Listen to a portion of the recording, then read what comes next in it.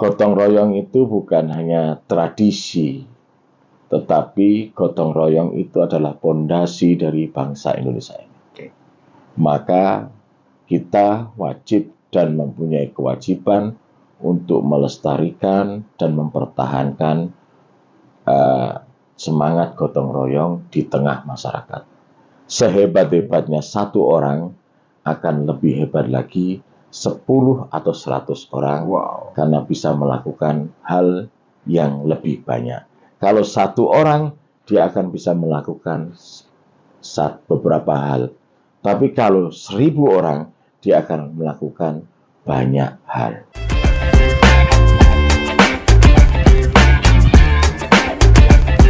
Halo Empower, selamat datang di podcast Suara Rakyat. Kali ini sama saya Fanhar dan Fanhar mau nanya ke kamu, kapan terakhir kali kamu kerja bakti? Aku jujur, Fanhar terakhir kali kerja bakti itu 2000 sebelum pandemi kayaknya. Itu pun dipaksa sama bapakku.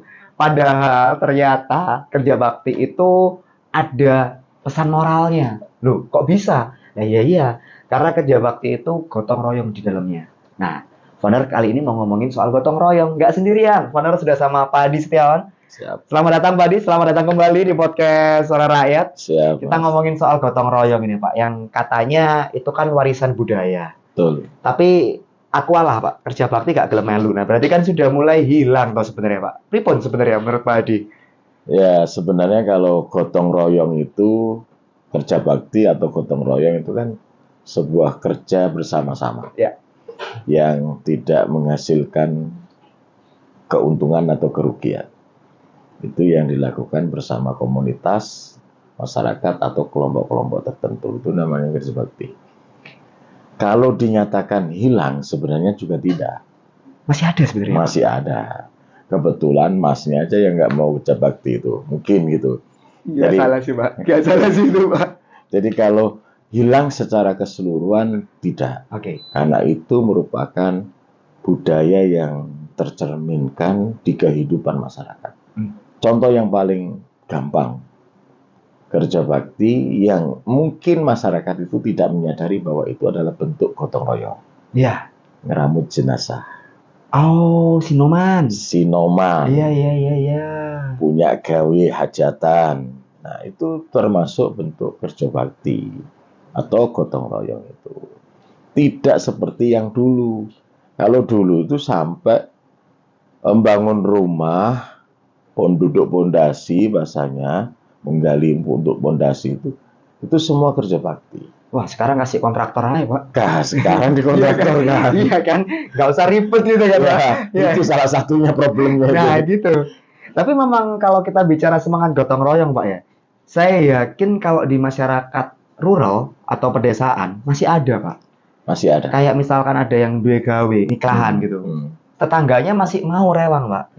Tapi kalau di kota, diajakin tetangganya rewang, guys, bayar EO, kan mesti kayak gitu munculnya kan, Pak. Memang perbedaannya sesignifikan itu, Kak, Pak? Ya, memang yang menjadi perbedaan itu sebenarnya antara desa dan kota itu yang paling menonjol adalah pendapatan. Oke. Ya, dalam arti tingkat ekonomi ini mempengaruhi dalam nilai-nilai semangat untuk gotong royong. Ya, contohnya paling gampang. Semua bisa dikaryakan, kenapa tidak dikaryakan? Padahal nilai-nilai luhur yang terkandung dalam bangsa ini adalah kebersamaan. Orang kalau sudah dikaryakan, kayak kita mengadakan acara ada EO, ya, itu cenderung orang akan datang itu ya cuma datang memenuhi undangan, betul. Tidak mau cawe-cawe karena orang Jawa itu khawatir banget kalau sampai nanti datang memecahkan piring, masalah itu. Nggak salah sih itu. Jadi diundang itu kan problemnya begitu kan. Itu tradisi itu memang melekat pada bangsa Indonesia. Jadi kita harus bangga sebagai bangsa Indonesia yang sampai hari ini masih menjadikan pondasi gotong royong sebagai bentuk kebersamaan. Oke. Cuma ada cumanya. Iya. Karena nilai-nilai gotong royong ini sudah mulai tergerus, mulai ya kalau hilang belum, mulai tergerus oleh nilai budaya yang lain, sehingga itu menjadi kewajiban bagi kita semua untuk melakukan penambalan terhadap kedusan-kedusan itu. Ini kalau pembelaan generasi muda nih Pak, Ya, Vanhar dan teman-teman Vanhar gitu kan. Lah, kan bagus kita bayar EO, membuka lapangan kerja. Nah, pripun itu Pak? Karena kan ya, rata-rata yang sudah mulai kehilangan identitas gotong royongnya ini anak-anak generasi muda, Gen Z kayak saya tuh Pak. betul. Jadi kalau itu kan sebenarnya bisa disiasati. Aha, Uang untuk membayar EO dikasihkan aja buat beli rokok oke. atau buat beli jamu Aha. di akhirnya nanti. Tapi kan ada tiket. Sebenarnya begini, kenapa kok itu perbedaannya menonjol? Sebenarnya ada dalam ungkapan, ucapan. Jadi sebelum peristiwa gotong royong atau kerja bakti itu pasti ada sambatan. Ya kan begitu kan. Orang Jawa itu kan dulu sambatan gitu ya. Iya. Duduk pondasi engko Kang, engko sambatan ning ngene omahku. Nyampo duduk pondasi.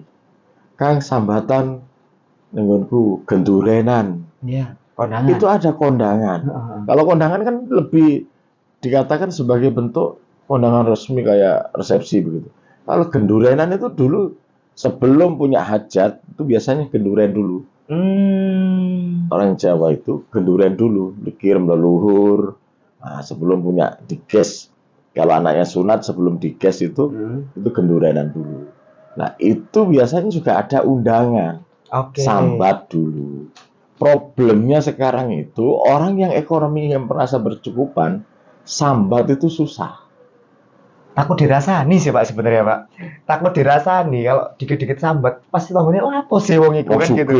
Iya, sugih sambat kayak gitu loh Pak masalahnya. Padahal itu tradisi yang harus kita jaga, mengorangkan orang. Nguongi wong lah bahasanya. Oke. Jadi itu yang tradisi yang mulai tergerus per hari ini. Ini kan nilai yang sebenarnya maknanya bagus loh Pak. Tapi kan tergerus kalau kata Pak. Butuh peran pemerintah nggak di situ? Atau ya udah biarin aja gitu? Sebenarnya karena ini budaya. Budaya itu haruslah kita bukan hanya dijadikan sebagai momen, tetapi harus dilakukan terus-menerus. Harus dijalankan supaya menjadi sebuah kebudayaan. Biasa. Biasa itu akan lama-kelamaan menjadi sebuah budaya. Kan begitu. Hari ini dengan dunia yang sudah berubah. Ya. Ya, nomor satu bukan soal jagongan, tetapi nomor satu bagaimana HP itu berperan. Jadi gadget itu pengaruhnya besar banget. Orang duduk dalam satu tempat, di situ ada 8 orang atau 10 orang, paling yang bercengkrama itu cuma 2 orang, 3 orang. Iya, lainnya buka handphone. Itu budaya yang bagus satu sisi, tapi juga kurang bagus. Ya, teknologi selalu jadi dua sisi tuh. Teknologi akan menjadi sebuah dua sisi yang mempunyai kebaikan dan keburukan. Betul. Peran pemerintah di mana kalau kita ngomong untuk pelestarian budaya nih Pak? Peran pemerintah kalau dalam hari ini kemarin saya kebetulan di Komisi B lewat Dinas Kebudayaan dan Pariwisata mengundang Niken Salindri, contohnya begitu. Oh, iya. Tanggal 23 kemarin untuk melakukan gebyar seni budaya lewat campur sari. Itu salah satu bentuk peran yang diberseran pemerintah, dalam hal ini pemerintah Jawa Timur, mengundang menggaitkan budaya-budaya yang ada, mempertahankan itu, mengajak seluruh masyarakat untuk menikmati budaya itu. Tapi kalau kita bicara pemerintah nih Pak Adi, kan masyarakat itu kan kadang bisa kita bilang melihat apa yang dilakukan pemerintah. Ketika pemerintahnya dalam tanda petik korup, masyarakatnya akan ikut korup. Nah, ketika pemerintahnya dalam tanda petik melestarikan gotong royong, kerjanya melestarikan gotong royong, masyarakatnya akan ikut kan Pak? Pertanyaan Vanhar nih Pak, apa yang sudah dilakukan teman-teman Komisi B misalnya, atau DPRD Jatim, dengan Pemprov Jatim, gotong royongnya di mana gitu Pak? Kami terdiri dari 120 orang. Oke. masing-masing mempunyai kesibukan dan tempat yang berbeda. Kebetulan saya tidak berani ngomong teman-teman yang lain karena saya tidak bisa melihat teman-teman yang lain lagi ngapain gitu. Tapi kemarin kenapa harus saya sampaikan sebagai bentuk kewajiban kami melaporkan kepada masyarakat. Contohnya begini, sekitar 1 bulan yang lalu ada kejadian bencana di Mojo. Di Mojo, Kecamatan Mojo, Kabupaten Kediri, di situ tanah longsor yang menghabiskan, ada korban jiwa juga, beberapa rumah habis. Nah, saya sebagai dapil, Mangku Dapil, saya ke sana. Dan saya melihat bangga nilai-nilai gotong royong, semangat gotong royong masih melekat di masyarakat itu. Kebetulan kalau saya hadir sebelumnya dengan tim saya bawa nasi bungkus. Minimal 100 ya, minimal 100. Bisa 250, 100, 200 itu. Itu kami berkeyakinan bahwa ada kerja bakti. Dan terbukti memang ada di situ. Ada di situ. Wow. SH Trate dari anak-anak usia SMA itu datang semua. Wes campur endut lumpur gitu ya. Semuanya jadi satu. Jadi gitu satu. Ya? Wow. Mereka ada Bagger Nusa juga, guyup rukun. Loh, luar biasa Seakan-akan kita ngomong, ini ketika mereka bertarung di masing-masing dunianya, tapi ketika mengalami musibah, mereka bersatu. Berarti masih ada nilai itu, Pak ya? Masih ada. Masih ada. Ketika bicara gotong royong di konteks sosial, masih ada, Masih Pak? ada. Mana jadi penasaran, kalau kita bilang gotong royong di sektor ekonomi politik, apakah ada, Pak? Tapi jangan dijawab dulu, Pak Hadi. Kamu jangan kemana-mana ya, Mawar. Tetap terus di podcast Suara Rakyat, barengan sama Pandar dan Pak Hadi.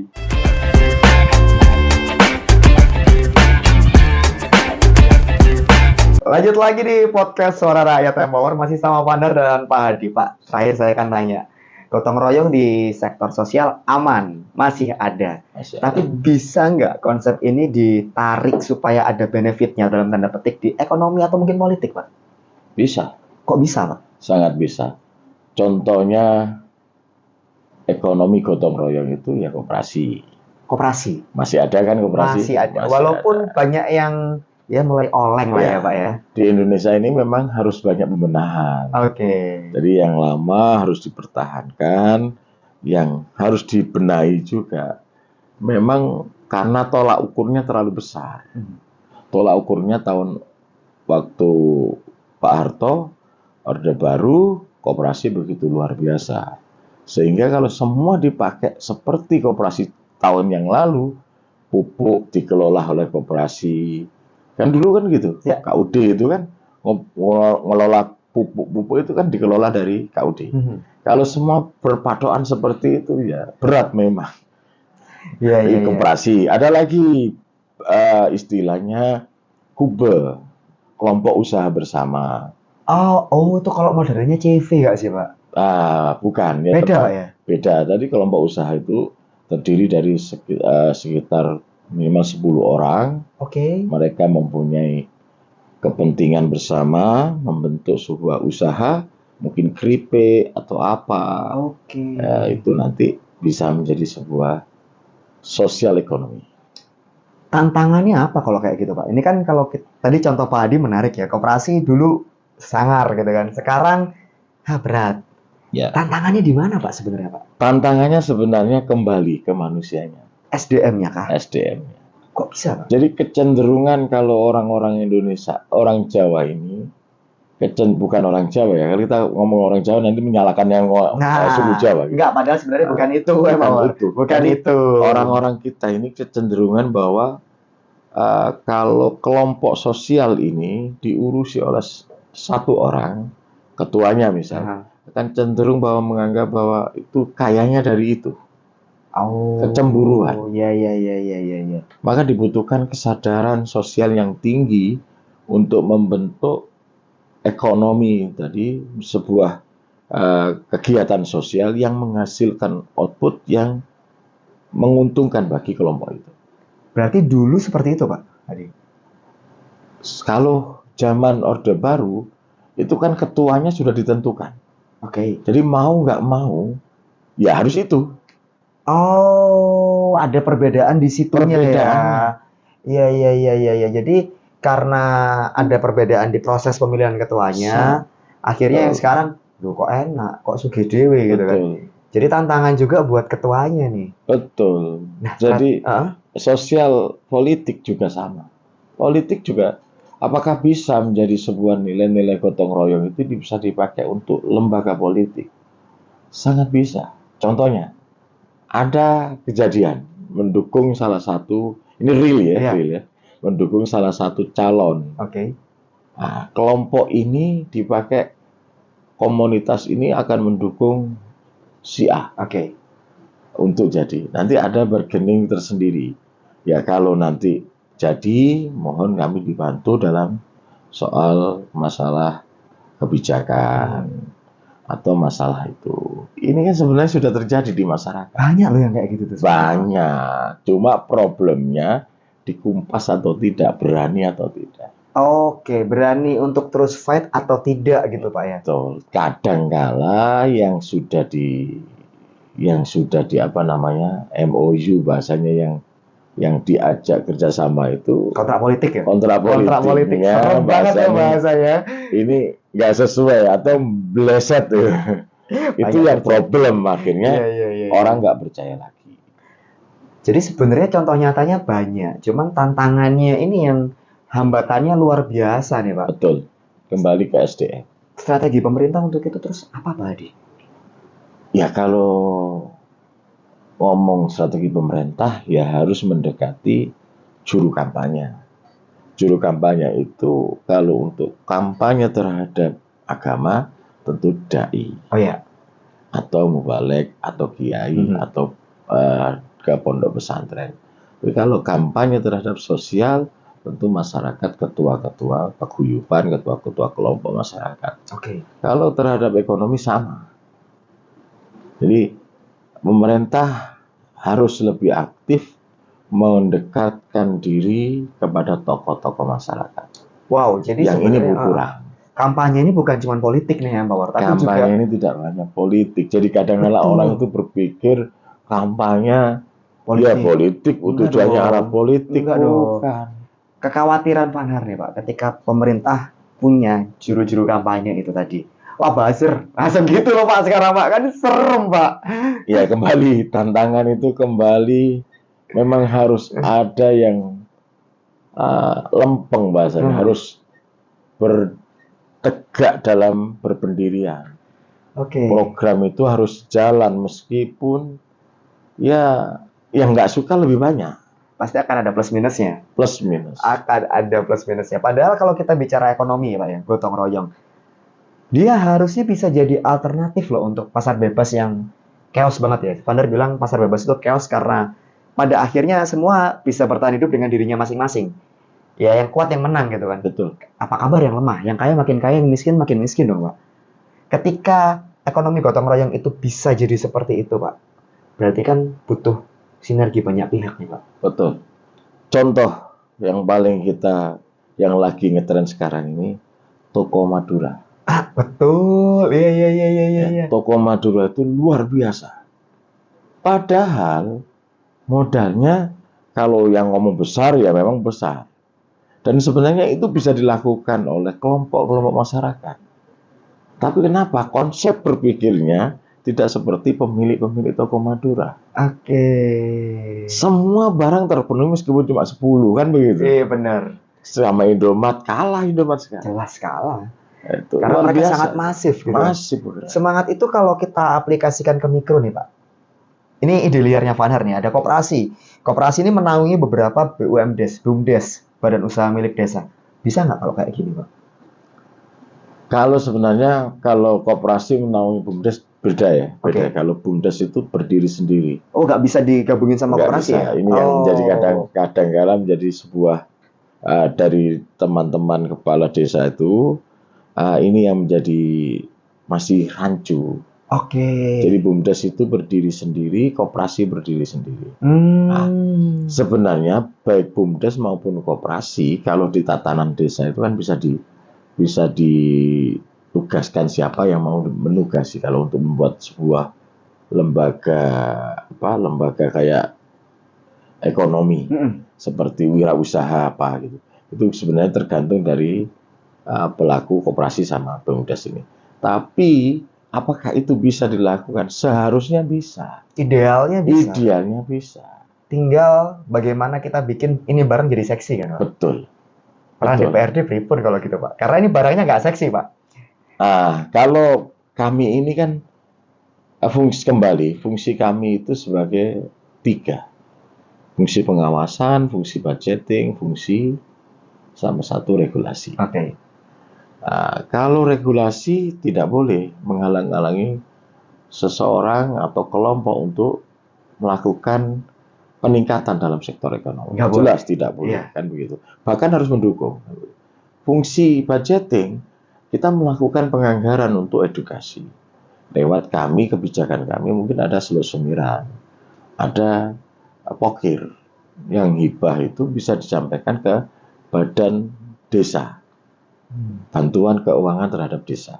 Itu bisa dipakai untuk pemberdayaan ekonomi atau pemberdayaan kelompok-kelompok desa yang dibutuhkan di desa itu. Oke, jadi sebenarnya ruangnya sudah ada loh yang Power.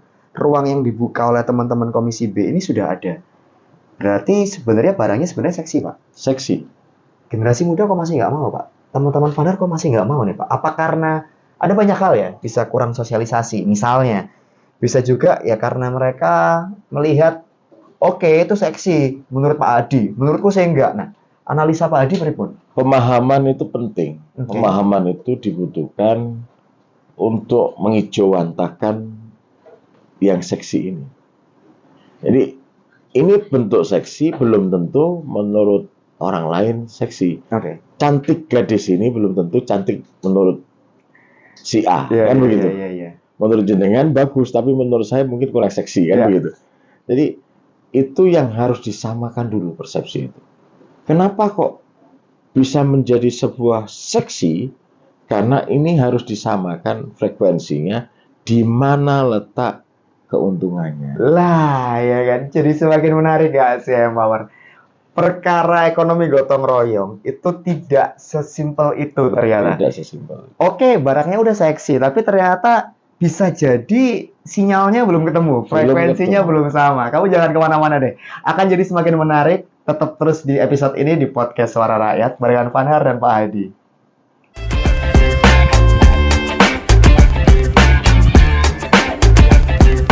Lanjut lagi di podcast Suara Rakyat yang Power, jadi makin seru nih. Ternyata kalau kita bicara gotong royong, ditarik ke ekonomi pun itu masih sangat relevan. Sangat dan relevan. masih bisa banget gitu kan, Pak? Masih bisa. Tantangannya sebenarnya adalah sekarang orang-orang makin individualis, Pak. Betul. Nah, relevansinya turun atau sebenarnya gimana kalau menurut Pak Hadi? Relevan, sangat relevan ya. Cuma memang harus dikemas menjadi sebuah barang yang menarik. Oke. Contohnya begini. Kita ini kan cenderung sebenarnya kalau ngomong urusan iuran atau sumbangan, iuran dengan sumbangan itu kan sama. Ya. Tapi kata-kata ini kan mempunyai makna. Kalau iuran seakan-akan diwajibkan. Kalau sumbangan, orang cenderung untuk melakukan apa yang mereka miliki. Oh, bungkusnya berarti, Pak ya? Bungkusnya. Ya. Jadi kalau misal dunia yang seperti milenial sekarang ini menggunakan semua era digital ini, kita bisa melakukan konsep-konsep ekonomi dengan kegotong royongan mungkin lewat media sosial. Bisa kita melakukan mungkin pembelian terhadap sesuatu yang berguna, ayo sumbangan. Pernah nggak kejadian seperti itu? Atau pengangkatan ekonomi terhadap teman kita? Oh, ngewangi konco, Pak ya. Contohnya begini, Iya. kita mungkin pada saat ini sama posisinya. Posisi sama duduk di misal anggota DPR. Tetapi masa ini kan pasti berganti. Betul. DPR itu kan 5 tahun sekali. Jadi kalau dibanggakan ya bangga sebagai anggota DPR. Cuma masa bangganya itu cuma 5 tahun. Setelah itu bisa terpilih, bisa tidak. Iya. Kan begitu. Ketika tidak terpilih, maka ekonomi orang ini kan mengalami penurunan. Kalau sesama teman masih baik, sesama fraksi mungkin masih baik, sesama anggota DPR masih baik, ketika teman ini jatuh, kita bersama-sama ayo sumbangsi. Ini bentuk ekonomi yang membangun Oke, untuk sosial. mengangkat Betul, betul, sosial betul. satu ekonomi ke masyarakat ini, ke orang ini. Kalau itu dibentukkan dalam ekonomi yang produktif, kan bisa juga. Iya sih, tapi tantangannya berat loh Pak itu Pak. Munculkan mindset itu di kelompok masyarakat yang, oke kalau kita bilang Surabaya atau mungkin Surabaya Greater Area, sudah pada ngurusi awake dhewe Pak. Pasti alasannya, wah aku ngurusi awakku dhewe gurung mari gitu kan. Betul. Pripun gitu Pak. Komunitas harus ada dalam setiap kelompok-kelompok masyarakat yang seperti ini. Dari komunitas inilah kita akan melakukan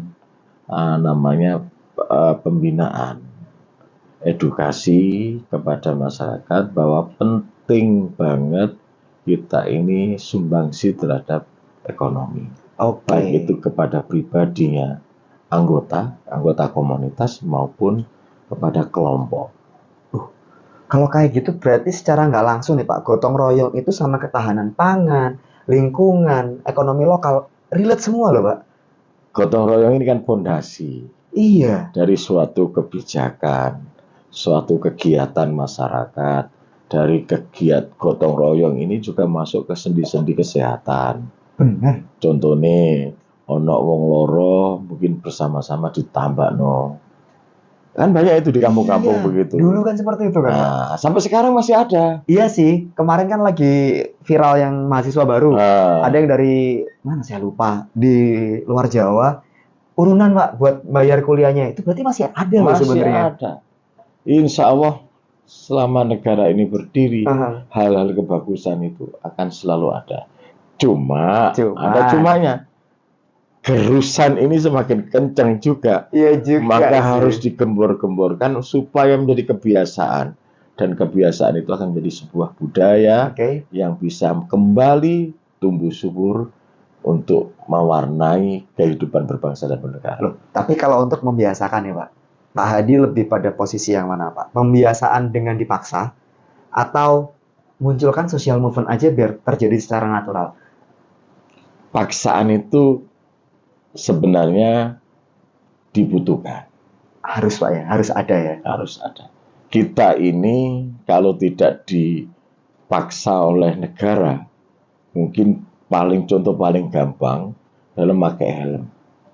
Ya. Kalau tidak dipaksa, Betul. kalau tidak mau pakai helm, ditilang. Iya. Itu kan dipaksa. Betul. Dibutuhkan untuk menata kehidupan masyarakat itu.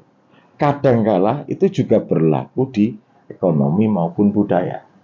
Oke, jadi sebenarnya tidak ada yang salah dengan pemaksaan ya Pak? Tidak ada. Asalkan pemaksaan itu tidak menyakiti atau menjerumuskan orang lain untuk tambah parah. Gitu. Lah, pemaksaan yang ideal kalau kita bicara gotong royong nih Pak Hadi.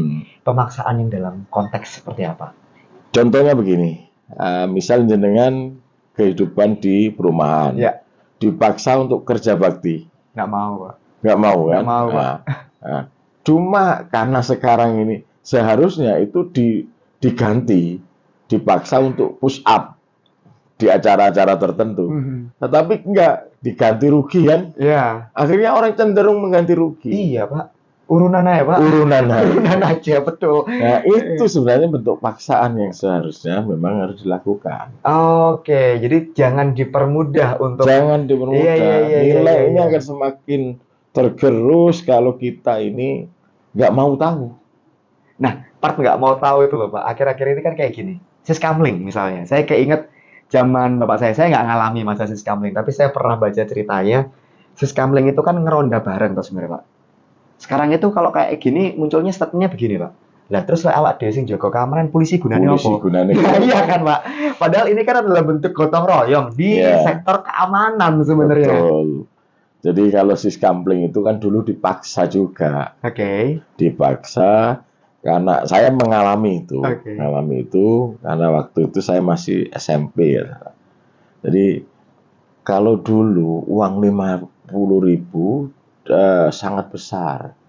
Kalau nggak mau hadir digendo kan bahasanya gitu. 50.000 ya berat.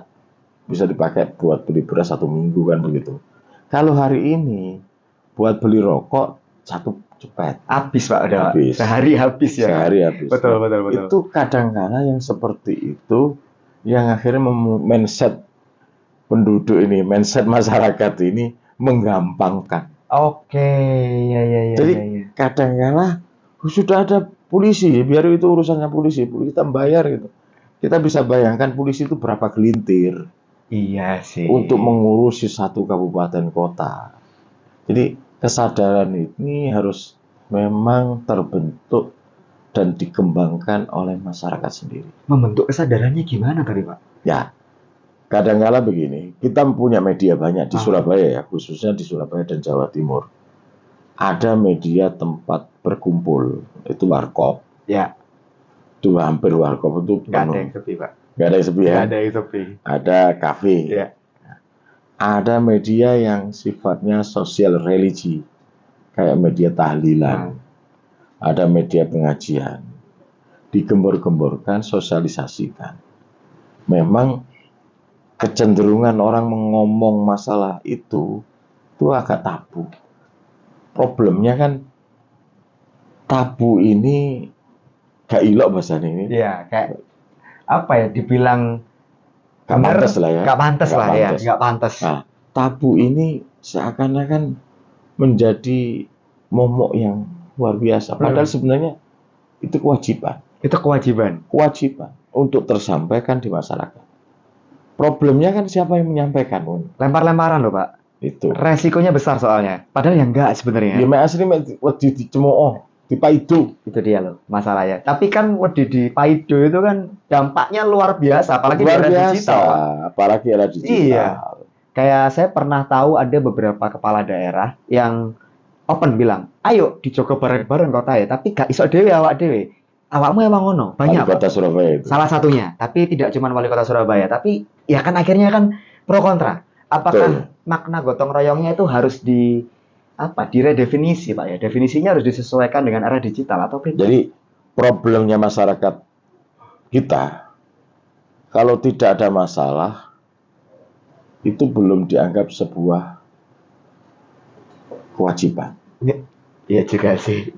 Jadi gini, contohnya, Iya. kalau saya warga Surabaya, saya sering kali mendengar wali kota berkata begitu. Dan kebetulan kami di lingkungan kami melakukan itu di gang kami sendiri. Tapi di komunitas lain belum tentu. Jadi kalau jenengan ke rumah saya jam 2 malam masih banyak orang. Masih banyak orang yang pos siskamling ya. Kayak depan, walaupun tidak ada posnya, depan gang itu sudah ada banyak orang. Oke. Itu kan, dan alhamdulillah di rumah saya itu di gang saya itu belum pernah ada pencurian motor. Wih, ini tapi hilang ada, tapi di Indomaret. Oh, hilang di luar ya Pak ya? Di luar wilayah. Di gang itu nggak ada. Itu contoh. Iya. Jadi kadang-kala memang harus dipaksa, itu penting. Lah masyarakat ini suruh jaga juga sulit. Iya. Tapi ketika COVID, mereka nggak usah disuruh, jaga sendiri. Iya benar. Jadi problemnya apa? Menuruti instruksi atau menjalankan instruksi itu ketika sebuah permasalahan muncul.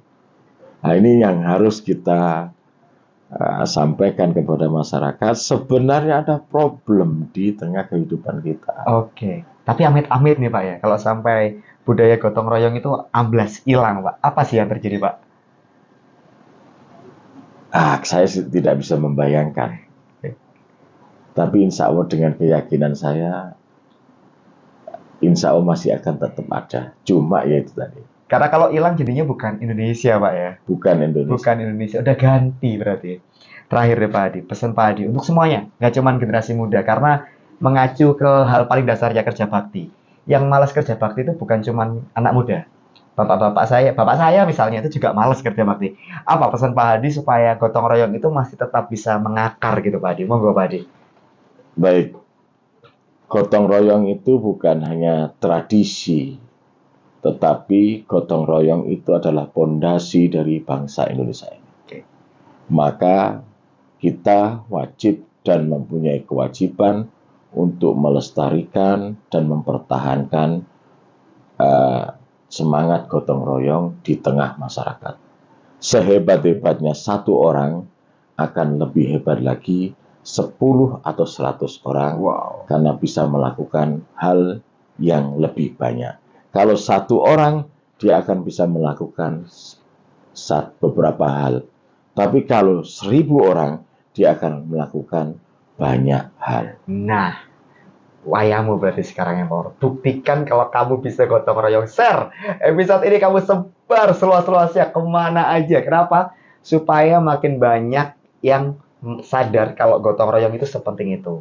Habis gitu juga kamu klik tombol like-nya sama kamu subscribe. Kenapa? Karena di podcast Suara Rakyat selanjutnya kamu bisa dapat info nih. Terima kasih loh Pak Adi. Terima kasih. Menyadarkan Vanhar kalau gotong royong itu penting.